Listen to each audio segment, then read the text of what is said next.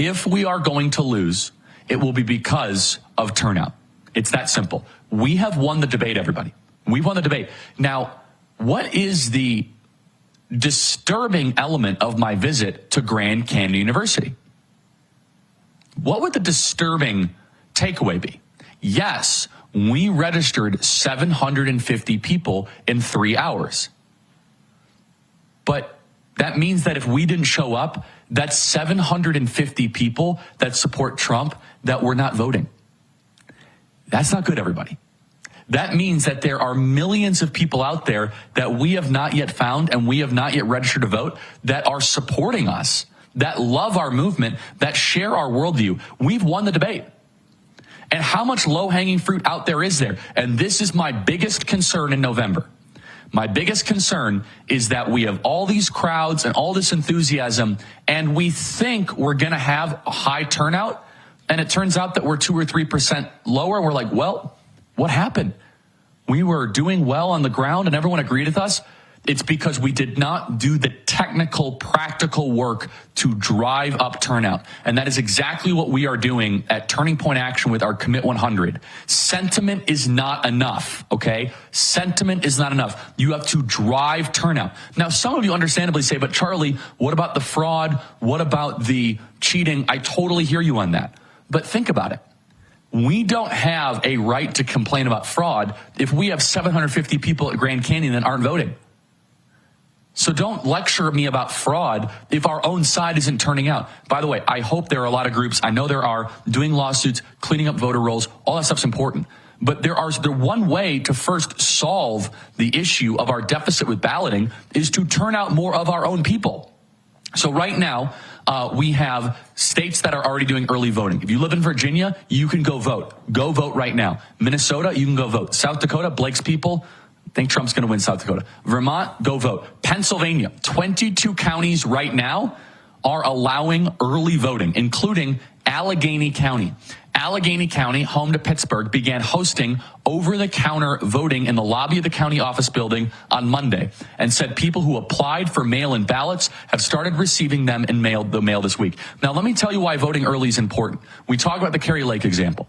When I went to go vote for Kerry Lake back in 2022, there were 2.5-hour waiting lines, machine tabulator problems, and a lot of people were disenfranchised. Tens of thousands of people minimum, maybe even more than that, and Kerry Lake should have been governor, and she wasn't. Number two, remember Adam Laxalt? Adam Laxalt should be the senator from Nevada. We told everyone to go vote on election day. It was a mistake that I made, but you know, people that were in charge of the apparatus were the ones largely responsible. There was a record snowstorm, a blizzard. That, remember Jeremy Renner, the actor, good guy? He got his car flipped over. That's that blizzard. On election day in northern Nevada, the reddest part of Nevada, and Adam Laxalt fell short. How much did he fall short of, by the way, Blake? Can you find that? Back in 2022 against Cortez Masto? Or how about right now, like 5,000 votes? Thank you, Andrew. And they say that the snowstorm depressed turnout by about 15,000 votes. That right there. So if all those people would have voted early, they could have circumvented the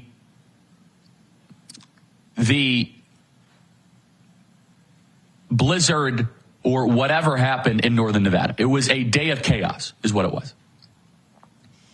And then, of course, the example that's right in front of us. We need to do everything we can. We're sending money, we're sending resources to help Western North Carolina right now. We have Corey Mills coming on next hour to talk about that. But imagine if a flood happens, a hurricane happens. What if your kid gets the flu? What if you get the flu? What if you get COVID? Everything might not be, excuse me, perfect on election day. So why are we acting as if 12 hours is going to be enough for us to defeat a 30-day blue machine? The answer is it's not. And we should have Senator Adam Laxalt, which would have spared us from a lot of this nonsense here.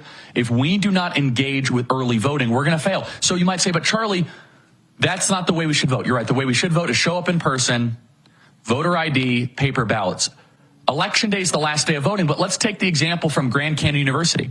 Those are 750 college kids. Do you think that 750 new college kids for Trump are all going to show up and remember to show up on time on election day for Trump? Of course not. They'll forget. By the way, That Grand Canyon is in a bad area. It's in a very crime-infested area. Do they have a voting center on Grand Canyon University? I don't know. You might have to go into the local neighborhood where there's a lot of crime there. A lot of kids don't like go there. In fact, they're told not to go a couple blocks away from Grand Canyon University. A lot of gang violence, a lot of bad stuff. You're trying to tell me that all 750 of those kids are going to show up on election day, wait in line. They might have class. The weather's going to be great. You're trying to tell me, no, instead, the more logical way to do this is, hey, those 750 new Trump kids, here's your mail-in ballot. Fill it out.